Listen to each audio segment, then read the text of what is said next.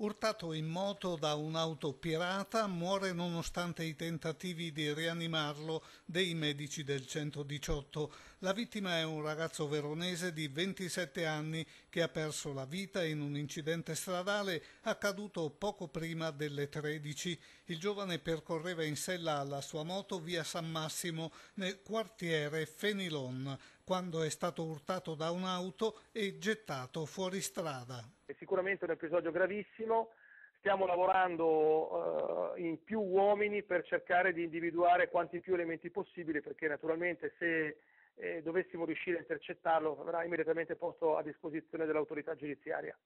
Urtato dall'auto, il giovane è caduto nel dislivello di circa 1 metro che c'è a fianco della carreggiata, ha battuto la testa e non c'è stato nulla da fare.